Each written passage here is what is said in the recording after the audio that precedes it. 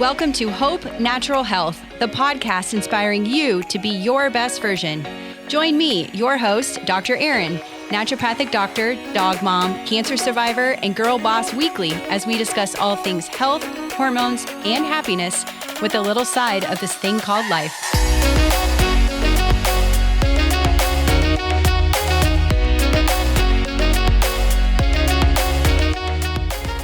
Welcome back to the Hope Natural Health podcast, where I tried to get you healthy the right way. Last week, we talked with a special guest from Kind Root, the adaptogenic lozenges.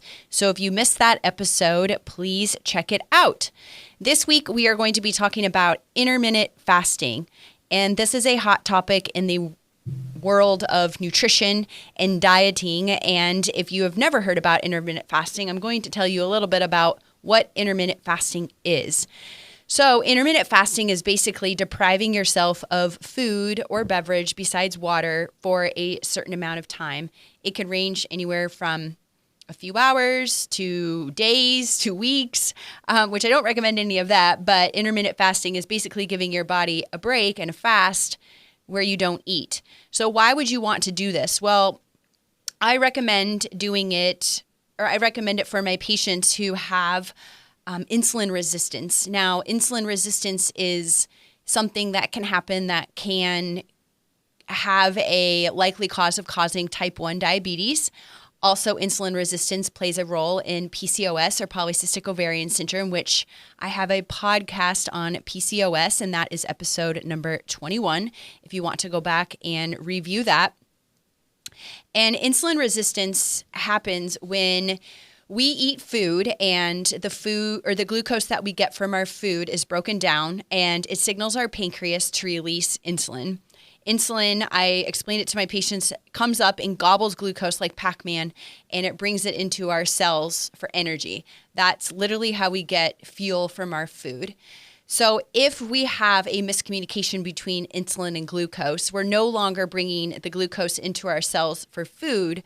It's now accumulating, and insulin is accumulating, and now we have an overabundance of insulin and glucose, and we're storing things as fat, and we're not turning it into energy is what we need our food for.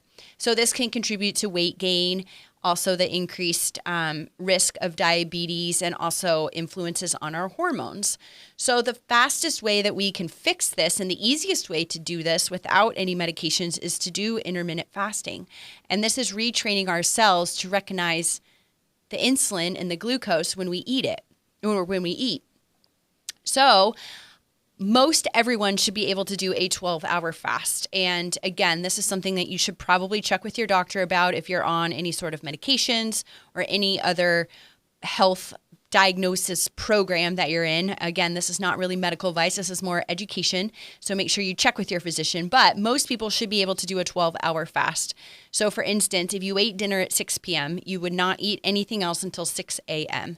So therefore, you're eliminating the late night snack, which for some people might be a little bit of a struggle. However, I guarantee you're going to feel better. You might actually see some improved sleep with that too if you don't have that late night snack. So you fast for 12 hours, and you should be able to do this every day. 12-hour fast is very, very most safe for most people without any detrimental side effects.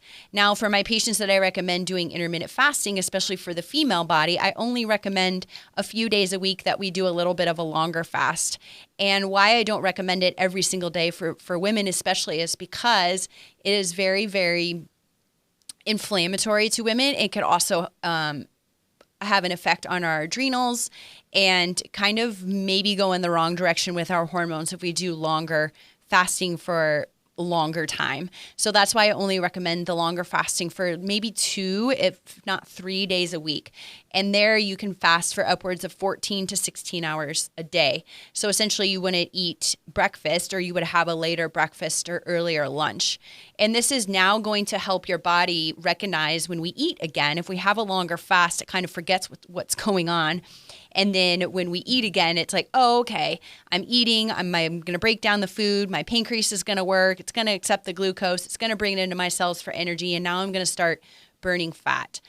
There are some people out there that advocate for really long fasts, say water fasts, or there's a very popular diet called the fasting mimicking diet by Prolong, which I love. I think it's wonderful because you're not technically depriving yourself of food. However, you're eating smaller amounts to help with cell turnover and metabolism and mitochondrial function, which is super, super important.